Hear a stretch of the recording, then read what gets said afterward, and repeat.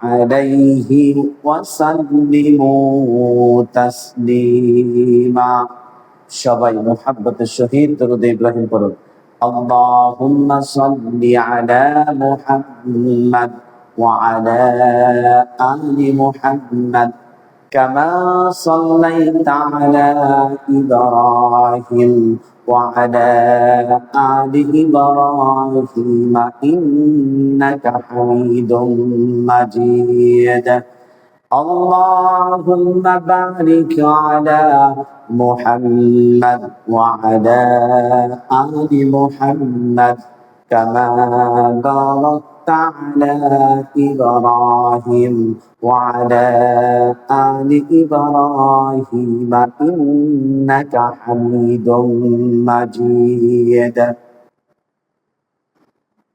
সকল প্রশংসার মালিক আল্লাহ রাব্বুল আলামিন, যিনি আমাদেরকে জিলকদের চাঁদের শেষ শুক্রবার পবিত্র জুম্মার দিন মসজিদে আসার জন্য তৌফিক দিয়েছেন। আল্লাহর কাছে লাখ কোটি কালিমাতুশ শুকর আদায় করছি, বলুন আলহামদুলিল্লাহ। শান্তি অবতীর্ণ হোক আকাই নামদার তাজদারে মদিনা সরকারি দো আলম মা আমিনার নয়নের মণি জনাবে মুহাম্মদ রাসূলুল্লাহ সাল্লাল্লাহু আলাইহি ওয়াসাল্লামের প্রতি লক্ষ কোটি দরুদ ও সালাম বর্ষিত হোক। আল্লাহুম্মা সাল্লি আলাইহি আল্লাহুম্মা বারিক আলাইহি। আজ আপনাদের সামনে আমি যে বিষয়টি আলোচনা করব সেটা হলো জিলহজ মাসের প্রথম 10 দিনের ফজিলত, যেটা কোরআন এবং হাদিস দিয়ে তা বর্ণিত সহিহ সনদে। আল্লাহ রাব্বুল আলামিনের হাবিব জনাবে মুহাম্মদ রাসূলুল্লাহ সাল্লাল্লাহু আলাইহি ওয়াসাল্লাম তিনি বলেন যে ইয়াসআলুনাকা আনিল আহিল্লা কুল হিয়া মাওয়াকিতু লিন-নাস। আল্লাহ নবী বলেন যে পৃথিবীতে মানব জাতির জন্য স্থায়ীভাবে ক্যালেন্ডার আমি ঝুলিয়ে দিয়েছি, যা আকাশের মধ্যে। আল্লাহ নবী সাল্লাল্লাহু আলাইহি ওয়াসাল্লাম বলেন যে আল্লাহ বলছেন যে এই ক্যালেন্ডারটাকে রদ বদল করার কারো ক্ষমতা নেই।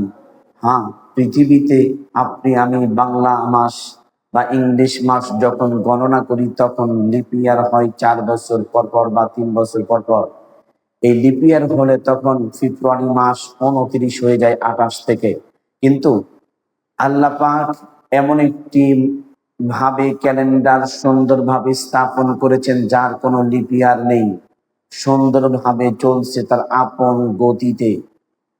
এরপর আল্লাহ নবী সাল্লাল্লাহু আলাইহি ওয়াসাল্লাম বলছেন ইন্নাশ শুহুরে ইনদাল্লাহি 12 শাহরান ফি কিতাবিল্লাহ ইয়াউমা খালাকাস সামাওয়াতি ওয়াল আরদ।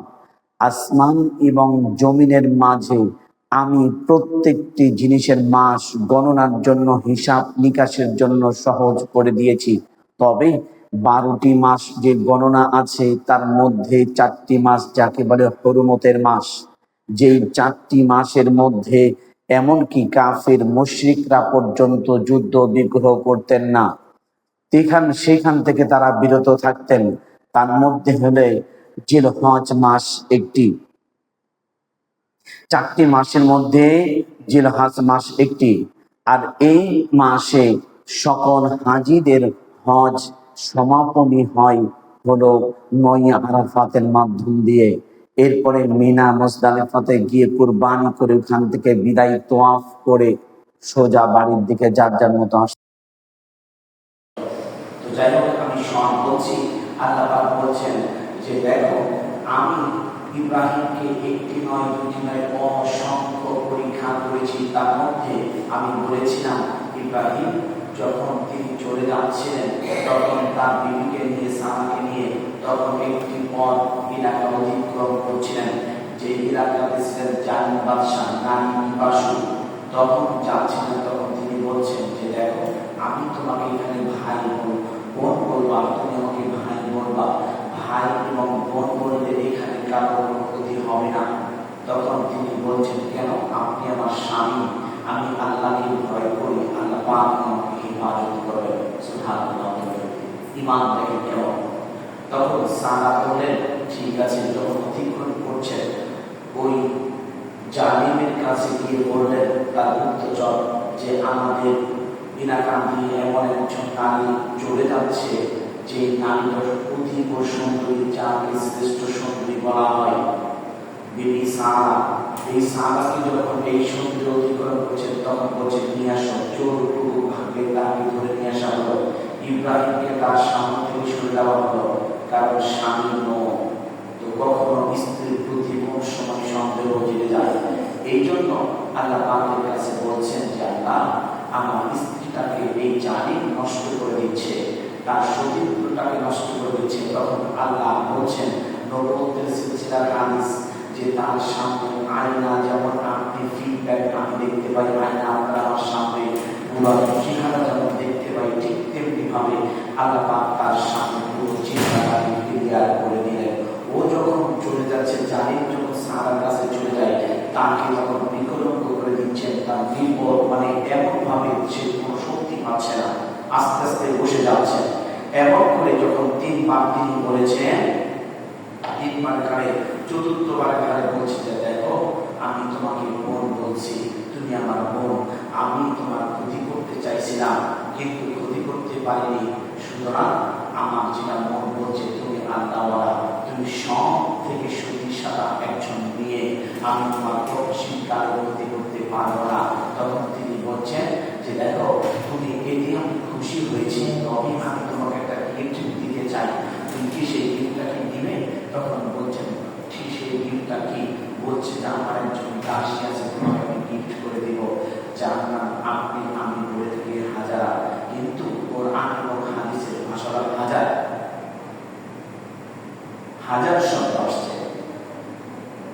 আল্লাহর নবী জনাব মুহাম্মদ রাসূলুল্লাহ সাল্লাল্লাহু আলাইহি ওয়াসাল্লাম বলেন, যখন তিনি এমনি করে গেলেন, যাওয়ার পর হাজরাকে যখন সঙ্গে নিয়ে চলে যাচ্ছেন গন্তব্যস্থলে, যখন তিনি চলে গেলেন, যাওয়ার পর আস্তে আস্তে করে তাকে যখন ইলহাম আসলো, সুন্দরভাবে বিবাহ করে নিল। কারণ তার প্রতি একজন কাজের মেয়ের প্রতি হাজারো কম সুন্দর ছিলেন না, সব থেকে সুন্দরী।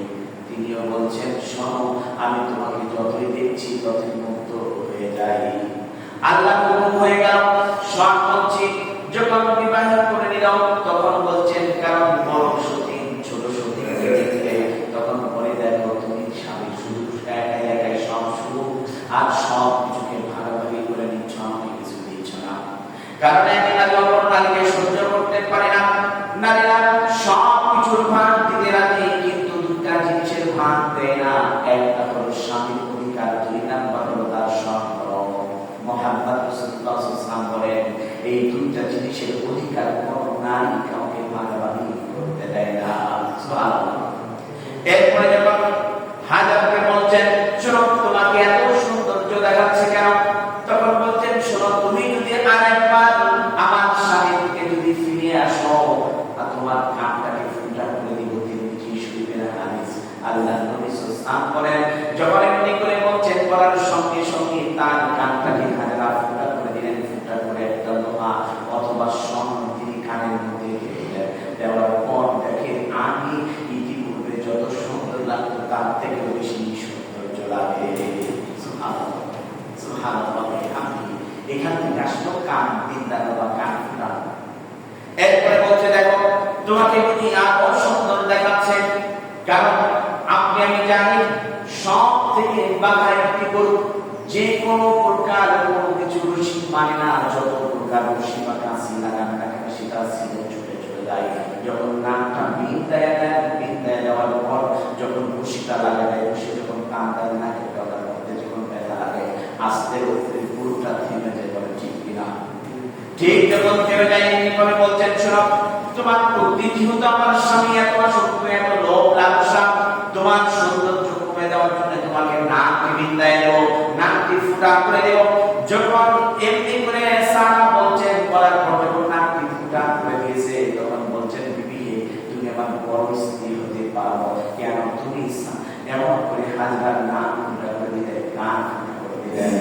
তো আল্লাহ তার আরো সৌন্দর্যকে বৃদ্ধি করে দিয়েছে।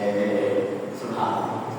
যখনই বৃদ্ধি করে দিলেন, বৃদ্ধি করে দেওয়ার পর এরপরে বলছেন, দেখো তোমার পায়ের মধ্যে লোহার বেড়ি পড়ে এলো। যখন লোহার বেড়িটি পায়ের মধ্যে পড়ে দিলেন, পড়ে দেওয়ার পর দেখে আরো সৌন্দর্য বৃদ্ধি হয়ে গেছে। এই তিনটি নারীরা দুধ দিতে পারে, নারীরা দুধ, নাকে দুধ দিতে, ফুল দিতে পারে, কানে দুধ দিতে পারে। এমনি করে যখন কোরআন হাদিস থেকে আসলেন, আসার পর বলছেন, ও যেমন আল্লাহ নবী সাল্লাল্লাহু আলাইহি ওয়াসাল্লামকে বলছেন যে আল্লাহ নবী সাল্লাল্লাহু আলাইহি ওয়াসাল্লাম বলছেন, আমার পিতা, আপনারা আমার মুসলিম জাতির পিতা ইব্রাহিম আলাইহিস সালাম কি আরেকটি পরীক্ষা করছেন। সেই পরীক্ষাটা হলো, তখন বলছেন শোনেন, যখন তার মাতৃগর্ভে সন্তান আসলো ইসমাঈল আলাইহিস সালাম, তখন বলছেন এই সন্তান, এই বাচ্চাকে এমন একটি মরুভূমির মধ্যে রেখে আসেন যেখানে কোনো লোক নেই, জল নেই, খাবার নেই, পানি নেই, কোনো কিছুই নাই। এমন একটি জায়গার মধ্যে রেখে আসবেন। একটা হলো নবী, তার সন্তান নবী। সুবহানাল্লাহ। কারণ তিনি বাবা নবী, সন্তান নবী, সন্তানদের নবীদের চেহারাকে এত সৌন্দর্যমণ্ডিত করে দিয়েছে। কারণ সাধারণ পুরুষদের মতো নয়, তার চেহারা আল্লাহ পাক সুন্দর, অসাধারণ করে দিয়েছেন। এই সৌন্দর্য চেহারা দেখে আল্লাহ নবী সুবহান বলেন, ইসমাঈলকে দেখে ইব্রাহিম আলাইহিস সালাম চোখ ফিরাইতে পারে না। হুকুমটা কার? যে মরুভূমির মধ্যে রেখে আসবে না, আপনাকে আমাকে যদি হুকুম করা হয়, সঙ্গে সঙ্গে সেটাকে এমন করে চলে যাব। আপনারা আমার উপর 5 ওয়াক্ত নামাজ ফরজ করে দিয়েছেন, এই ফরজকে এমন করে শুধু কোন রকম দায় সারা কাজ করে পবিত্র জুম্মার দিন নামাজ পড়তে আসি, ঠিক না? দেখেন এরপর আল্লাহ নবী সাল্লাল্লাহু বলেন, ইব্রাহিম আলাইহিস সালাম যখন দেখে আসেন তার বাচ্চা এবং তার স্ত্রী হাজারকে রেখে আসার সকল, তখন বলছেন, স্বামী হে, আপনি কি আপনার স্ত্রীর কথাই রেখে যান? তখন কোনো জবাব দেয় না। তখন বলছেন, স্বামী হে, আমি এমন কোনো ভুল করেছি বা দোষ করেছি যেই কারণে আমাকে আর নবজাতক সন্তানকে আপনি এই মরুভূমির মধ্যে রেখে যাচ্ছেন। তখন কোনো কথা বলেন না। বলছেন তৃতীয়বার, স্বামী হে, তাহলে কি আল্লাহ রাব্বুল আলামিনের কথাই রেখে যান? তখন তিনি এক আঙ্গুল আকাশের দিকে উঠালেন। সুবহানাল্লাহ বলেন। যখন এক আঙ্গুল আকাশের দিকে উঠিয়ে তার বাক শক্তি হীরাস হয়ে যাচ্ছে, কারণ পরিজাত টুকরা সন্তান, বৃদ্ধ বয়সে একজন সন্তান পেয়েছেন, পাওয়ার পর তাকে রেখে যাচ্ছেন মরুভূমির মধ্যে, যেখানে কোনো খাবার নেই, পানিও নেই, কোনো কিছু নাই, লোক নাই, শ্রম নাই, জনপদ কোনো কিছুই নাই, একটা মরুভূমির মধ্যে। তখন তিনি এক আঙ্গুল আকাশের দিকে উঠিয়ে শুধু মাথাটা আস্তে উপরে লাগা দিয়ে বলছেন, আল্লাহ পাকের হুকুমে রেখে যাচ্ছি। তখন বলছেন, স্বামী হে শোনেন, আমি সেই আল্লাহর কসম করে বলছি যে আল্লাহ আমাকে মরুভূমির মধ্যে এবং আমার সন্তানকে মরুভূমির মধ্যে রেখে যেতে বলেছেন, সেই আল্লাহ কখনো আমাকে না খেয়ে মারবেন না, সেই আল্লাহ আমার রিজিকের ব্যবস্থা করে দিবেন। সুবহানাল্লাহ। যখন এটি করে তিনি বলছেন, বলার পর আল্লাহ নবী সাল্লাল্লাহু বলেন, আনা তাকাতু দুআ আমি ইব্রাহিম। আল্লাহ নবী সাল্লাল্লাহু আলাইহি ওয়াসাল্লাম বলেন, আমি হইলাম ইব্রাহিম আলাইহিস সালামের দোয়ার ফসল। আবার বলেন, আনা যাবিহাতাই, আমি হইলাম দুই জাবিহের সন্তান। এক জাবিহ হইলেন সাইয়েদনা ইসমাঈল, আরেক জাবিহ হইতেছেন আমার পিতা আব্দুল্লাহ। সুবহানাল্লাহ। তখন বলেন, শুনেন কিভাবে ইসমাঈল আলাইহিস সালাম থেকে কোন রেখে দিলেন। রেখে দেওয়ার পর ওইখান থেকে তিনি যাচ্ছেন, ইন্নাস সাফা ওয়াল মারওয়াতা মিন শাআইরিল্লাহি ফামান হাজ্জাল বাইতা আও ইতামারা ফালা জুনাহা আলাইহিমা আন ইয়াতাওয়াফা বিহিমা ওয়া মান তাতাওয়া খায়রান ফাইন্নাল্লাহা শাকিরুন আলীম। আল্লাহ বলেন, ইন্নাস সাফা ওয়াল মারওয়াতা, যখন ইসমাঈল আলাইহিস সালাম খোদা কাবা দেখাচ্ছেন, কারণ তার মশকের মধ্যে কোনো পানি নেই, খাবার নাই, কোনো লোক নেই, জন নেই, তিনি সাফা এবং মারওয়াতে সাতবার দৌড়াদৌড়ি করছেন। আল্লাহ পাক এই দৌড়াদৌড়ি দেখে তার পছন্দ মনে করলেন, আর বলছেন প্রত্যেক হাজী সাহেবদের জন্য আমি হজের সময় এটা যদি না করে তাহলে তার হজ পূর্ণাঙ্গ হবে না, তাকে এটা করতে হবে। থাকবে, যত হাজির সাহেব আমার ঘর তোয়াফ করতে আসবে, এই সাফা এবং মারওয়া দৌড়দৌড়ি করতে হবে 7 বার। সুবহানাল্লাহ। এরপরে যখন তিনি দৌড়দৌড়ি করছেন, দৌড়দৌড়ি করার পর কারণ দেখছেন অনেক দূরে চিট করছেন পানি, কিন্তু পানি নাই, বুঝতে বুঝতে গিয়ে একটি জায়গার মধ্যে পানি পেলেন, 2 হাতের চোখ দিয়ে যখন পানি নিয়েছেন, কারণ আপনাকে আমাকে ফাঁকি দিয়ে যাবে এই হাত, এই চিপ পাকিয়ে যখন আঙুলের চিপা দিয়ে পানি ফুটা বেরিয়ে পড়ছেন, পানি নাই। তখন আস্তে আস্তে দেখেন এটা হলো হিব্রু ভাষা, জম জম জম, এটা হলো হিব্রু ভাষা, কারণ আপনি আমি বলি জম জম, এটা হলো বাংলা না, এটা হিব্রু ভাষা। যখন আল্লাহ নবী সাল্লাল্লাহু আলাইহি ইসমাঈল আলাইহিস সালাম খোদার কারণে যখন 2 পা দিয়ে যখন মাটির মধ্যে আশ্রয় ছিলেন, যখন পানি দিচ্ছেন, পানির গোড়ালি দেখে যখন গর্ত হয়ে গেল, আল্লাহ পাক বলেন আমি ইসমাঈলকে এত মনোনীত করেছি, ওই পায়ের নিচ থেকে জমজম পানির ব্যবস্থা করে দাও। সুবহানাল্লাহ। আল্লাহ পাক বলেন আর যে এই পানি যারা পান করবে, এক রাত যদি আর একটা খেলে যদি আর একটা পানি পান করে, তাহলে ওই ব্যক্তির খোদা আবার নতুন করে রিজিস্ট্রেশনটা পায়, যে নতুন করে আবার তাওয়াফ করার শক্তি আল্লাহ পাক দিয়ে দেয়। সুবহানাল্লাহ সুবহানাল্লাহ ওয়া বিহামদিহি। এটা হলো পরীক্ষা, একটার পর একটা আল্লাহ তাকে পরীক্ষা করেছেন। পরীক্ষা ছাড়া কেউ পাস করতে পারেনি, ঈমান আনতে পারেনি। আর আপনার আমার বেলায় তো পরীক্ষা আসেই না। পরীক্ষা তো আমি ওই নিরিবিল মুসলমান হয়েছি এইভাবেই চলে আসছে। দেখুন এরপরে আল্লাহ নবী সাল্লাল্লাহু আলাইহি বলছেন, এটা যখন হলো সম্পন্ন করার পর জিলহজ মাস যখন এসে গেল, এসে যাওয়ার পর 10 দিনের ফজিলত আল্লাহ পাক বলেন ওয়াল ফজরের কসম ওয়ালায়ালিন আশ, 10 রাত্রির কসম। সুবহানাল্লাহ বলেন 10 রাত্রির কসম। সূরাতুল ফজরে আল্লাহ পাক বলেন 10 রাত্রির কসম। এই 10 রাত্রি কেমন? আল্লাহ নবী সাল্লাল্লাহু আলাইহি সাহাবী আব্বাস রাদিয়াল্লাহু তাআলা বলেন, একটি রাতে দাঁড়িয়ে দাঁড়িয়ে ইবাদত করলে লাইলাতুল কদর পাইলে যে নেকি হয়, আল্লাহ পাক সেই নেকি তার আমলনামায় দিয়ে দিবে। কি পেলে? লাইলাতুল কদর পেলে যে নেকি হয় তার সেই নেকি। সুবহানাল্লাহ ওয়া বিহামদিহি। আবার আল্লাহ নবী সাল্লাল্লাহু আলাইহি বলেন, এই তারিখে যদি কোন ব্যক্তি যদি রোজা রাখে তাহলে তার কি রকম নেকি দিয়ে দিবেন। মা মিন আইয়ামিন আমালুস সালিহ ফিহা আহাব্বু ইলাল্লাহ মিন হাদিল্লাহি আইয়ামু ইয়ানি আল আশরা। আল্লাহ পাক বলেন এই 10 রাত্রিতে আমল এত আল্লাহর কাছে পছন্দ, এমন একটি ভালো, এমন একটি গুরুত্বপূর্ণ, যেমন ইবাদতের মৌসুম একটি মাস, পুরো মাস রমাদান মাস। এই মাসে আমরা সবাই তারাবি পড়ি, রোজা রাখি, 5 ওয়াক্ত কন্টিনিউ জামাতের সাথে নামাজ আদায় করতে থাকি। আল্লাহ পাকের হাবিব বলেন দ্বিতীয় মৌসুম হলো জিলহজ মাসের 10 দিন। সুবহানাল্লাহ। চারটিখানি কথা নয়, জিলহজ মাসের 10 দিন এত ফজিলতপূর্ণ দিন এবং রাত্র, যে একটি রাত্রি ইবাদত করলে লাইলাতুল কদর পেলে যে রকম নেকি হয় আল্লাহ সেরকম দেবেন। আর সারা দিন রোজা করলে 1 বছর রোজা করলে কবুল সিয়াম হলে যে নেকি হয় আল্লাহ সেরকম দেবেন। তাহলে প্রত্যেকটি এক একটি করে ফজিলত। قال رسول الله صلى الله عليه وسلم على وإن أحرم اليوم هذا ইবনে মাজাহ শরীফের 3931 নম্বর হাদিস। আল্লাহ নবী সাল্লাল্লাহু আলাইহি ওয়াসাল্লাম বলেন সবচেয়ে মাসের মধ্যে শ্রেষ্ঠতম মাস হলো রমাদান।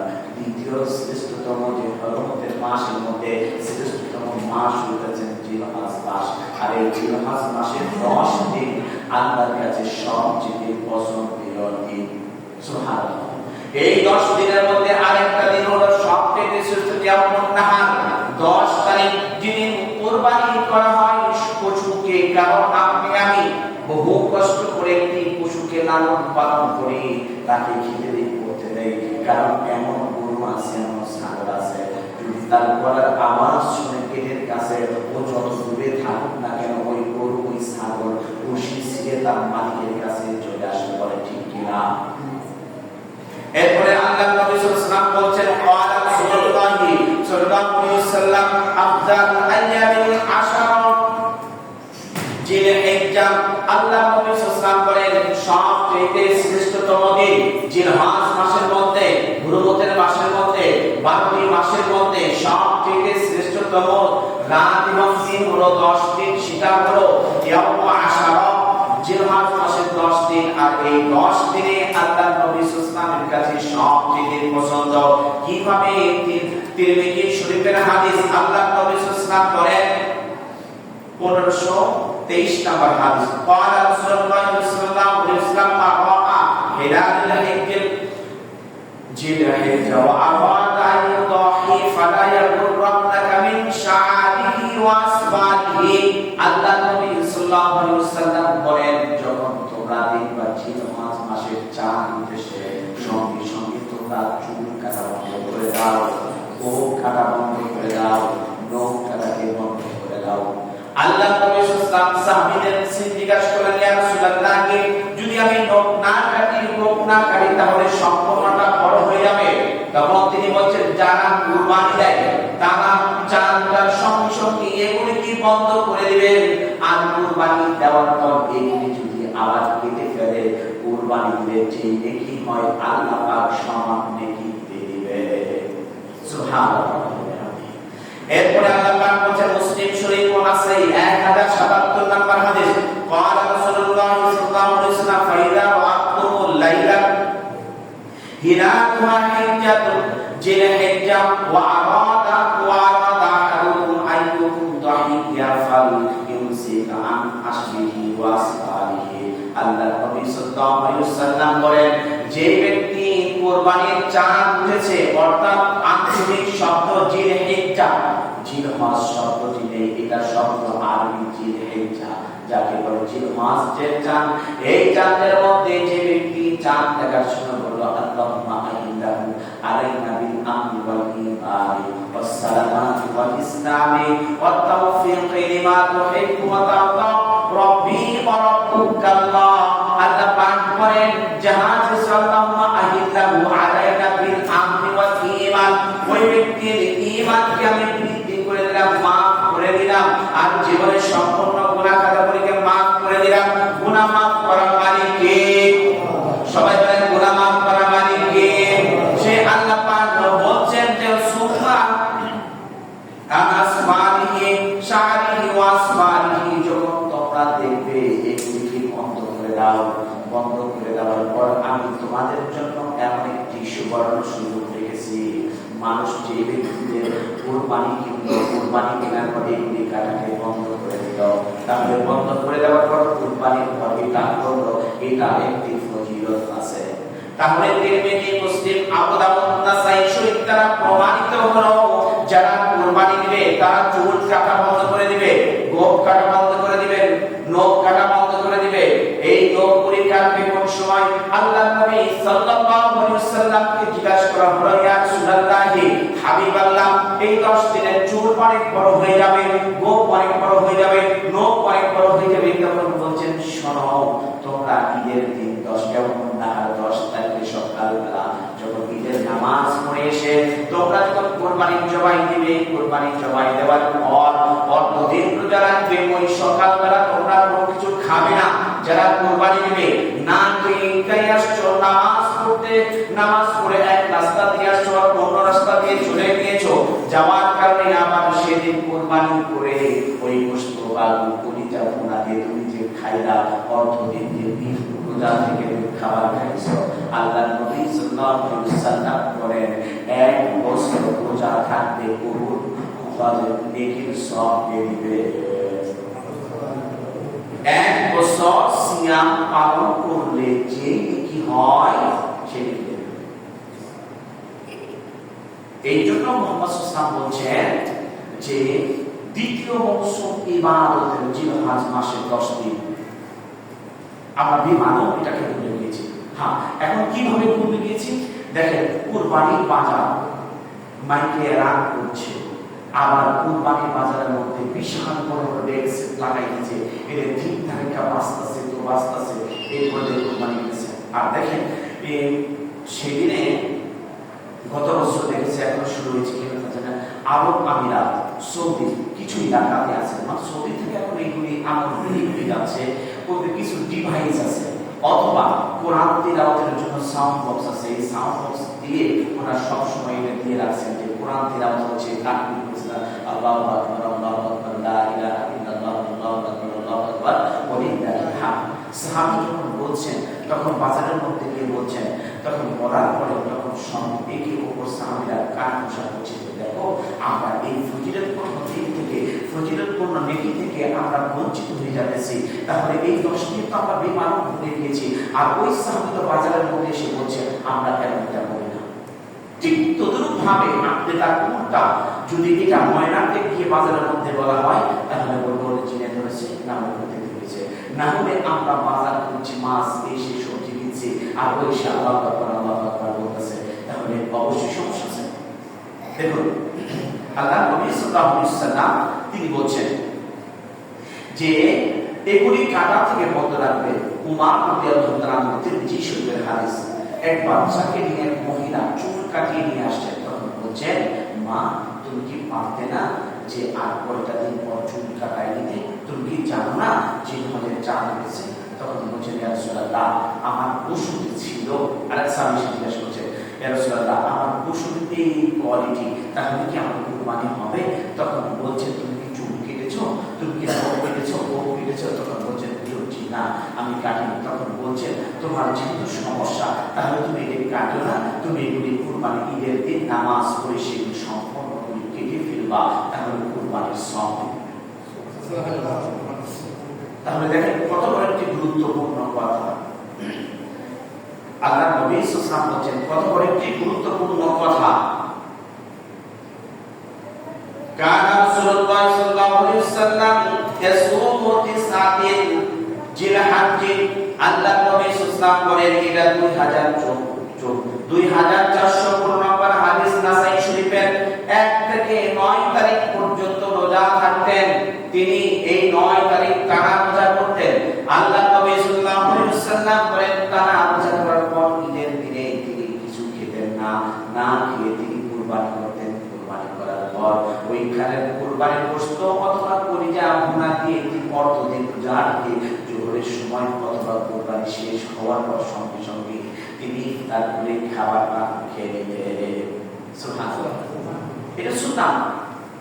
একটি সুন্নাহ চিন্তা করলে আল্লাহ নবী সাল্লাল্লাহু আলাইহি ওয়াসাল্লাম বলেন 100 শহীদের গলা কাটা শহীদের মর্যাদা দান করে দিবেন। তিনি কে?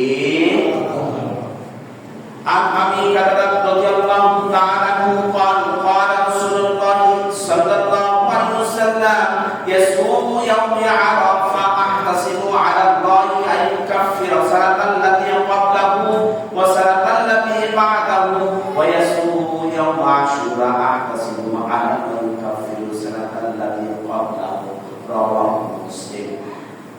হযরত কাতাদা রাদিয়াল্লাহু তাআলা হতে বর্ণিত, তিনি বলেন আল্লাহ নবী সাল্লাল্লাহু আলাইহি ওয়াসাল্লাম বলেছেন, যে ব্যক্তি ইয়াউম আরাফা, আরাফার দিনে কি রোজা থাকলো, ক্বাবলা বা'দাল্লাযী সানাতা ক্বাবলাহু ওয়া ক্বাবলাল বা'দাল্লাযী, সামনের 1 বছর এবং পিছনের 1 বছর গুনাহ মাফ করে দিবেন। তিনি কে? আপনি আমি বলেন তো দান করলে আমার শাস্তি মাফ হবে এমন কেউ গ্যারান্টি বলতে পারবে?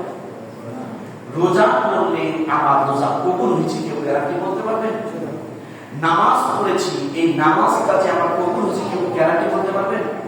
হাদিসের ভাষা হলো আল্লাহ নবী সাল্লাল্লাহু আলাইহি ওয়াসাল্লাম বলছেন, যে ব্যক্তি আরাফার দিনে একটি রোজা রাখলো, সামনের 1 বছর পিছনের 1 বছর গুনাহ মাফ করবে। সুবহানাল্লাহ। সামান্যভাবে ক্যালকুলেশন করে যদি একটি রোজা রাখলে 1 বছরের গুনাহ মাফ করে দেন আল্লাহ, 1 তারিখ থেকে 9 তারিখ পর্যন্ত 10 তারিখ পর্যন্ত সিয়াম, এই যে প্রতি রাতে দেখেন 10 বছর, এখানে 2 বছর, 10 আর 2 কত? এখানে বলেন তো কোন মুসলিম যে আমি সহ আপনারা সহ 12 বছর আমরা বাঁচব? কেউ গ্যারান্টি দিতে পারবেন?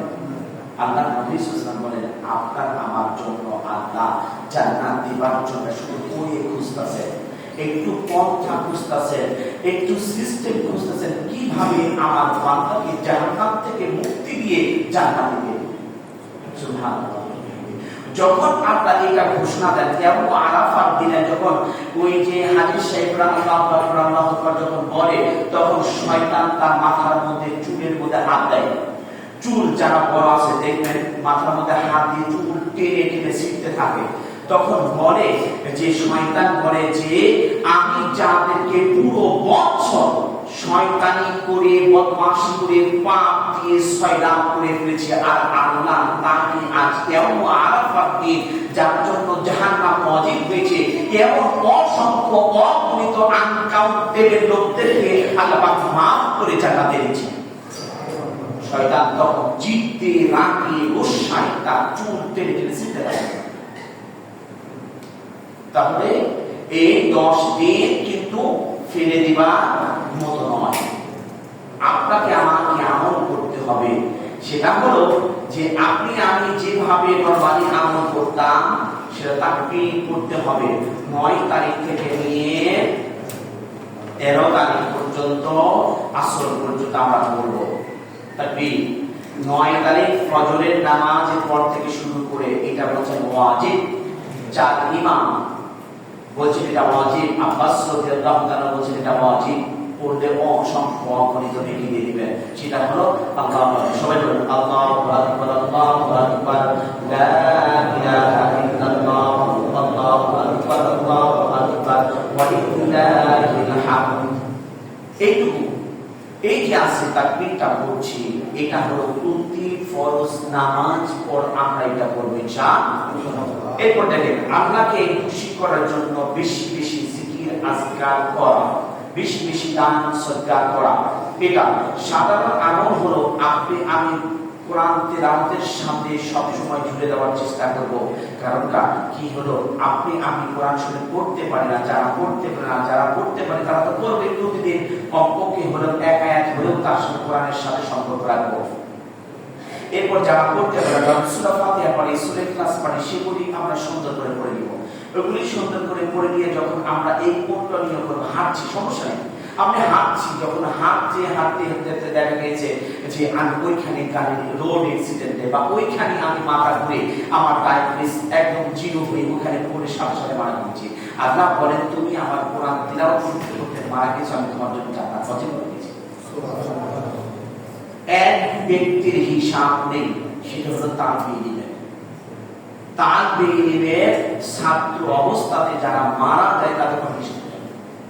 তো আমরা বুড়া হয়েছি, ছাত্র তো কোনো বয়স নেই, আর আপনাদেরকে পড়তে বললে তারা আপনার মধ্যে হিসেব করবো পড়ে দিন, এটা পড়াশোনা করার শেখার সময় আছে, আপনি বুড়া হয়ে গেছে। আর বুড়া হয়ে আপনি করবেন না, একটি বাংলা তালবীর ইলমের কোনো বয়স নেই। এমনি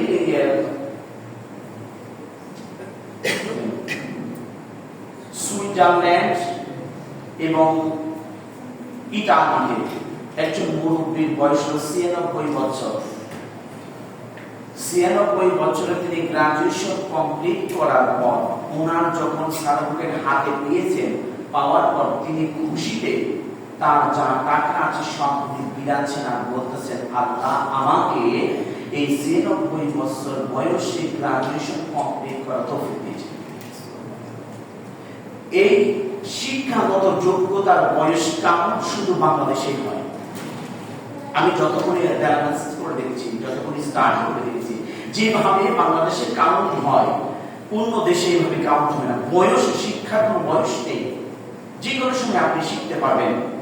এরপরে দেখেন গুনাহের কাজ, আপনি আমি অন্যান্য মাসে যেমন করি এই মাসে গুনার কাজ থেকে বেঁচে থাকতে হবে।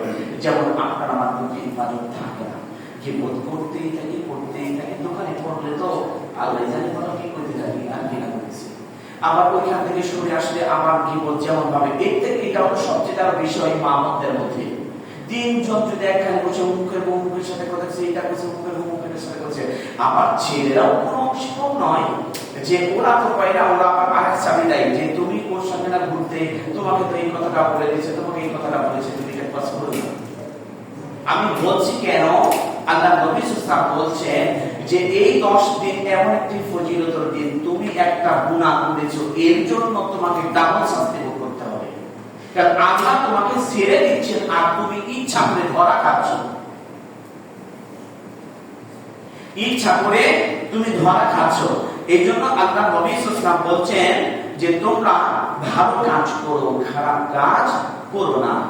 এরপর আপনাকে আমাকে যেটা কাজ করতে হবে, যা হজ করার সমর্থন আছে, যা হজ করছি না, বারবার আল্লাহ শুধু নিয়ে এসে দিচ্ছে, বলছেন এই বছর এই বছর এই বছর এই বছর, দেখা গেল আমার মৌত আসলো, মৌত আসলো। আর এমন সময় আমি নিয়ত করছি যখন মরে যাবো, যে আল্লাহ তুমি যদি এবার আমার বাসায় দাও তাহলে আমি হজ করতে যাবো। ওই যে মাঝখান থেকে একটি গল্পের কথা মনে পড়ে গেল। আল্লামা শেখ সাদী রহমতুল্লাহ আলাই, উনি 115টি একটি গল্প আছে। তো এই গল্পের মধ্যে এক রাখাল, উনি বনের মধ্যে গিয়েছেন গরু চড়ানোর জন্য। তো আম গাছে দেখি কাঁচা মিঠা আম, কাঁচাতেও মিঠা পাকাতেও মিঠা, যাকে বলে কাঁচা মিঠা আম।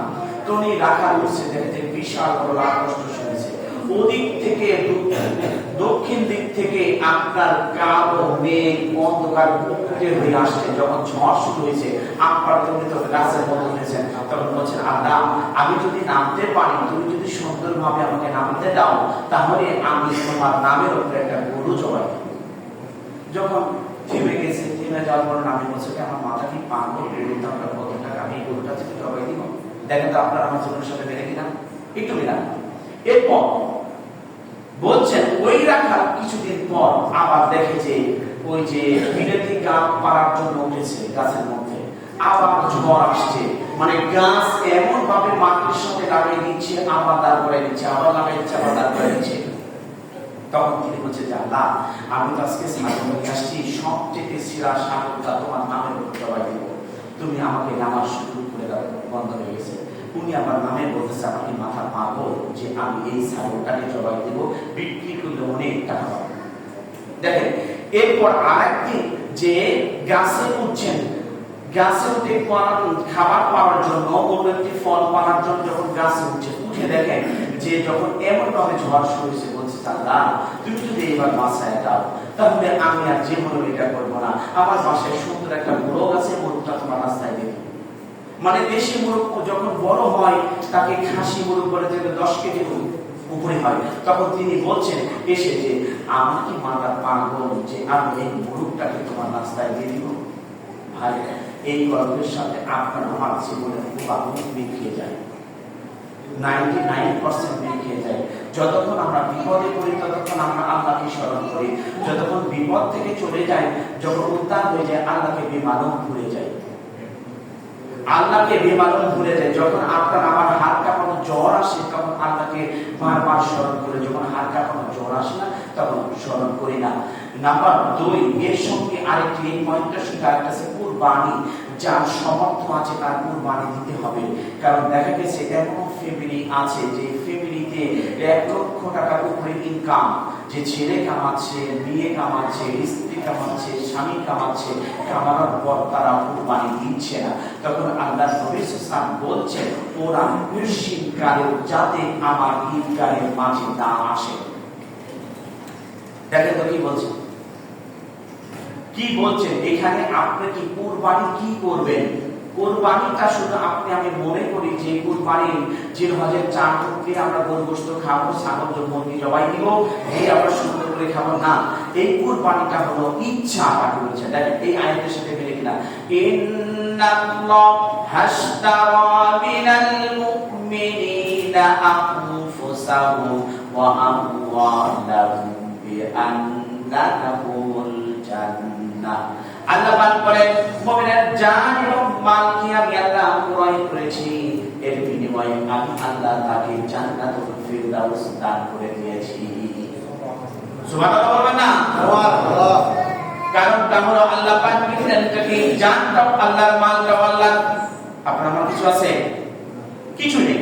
তাহলে কিনলেনটা কি? আপনার আমার ইচ্ছা কিনেছেন, আপনার আমার ইচ্ছা কিনেছেন।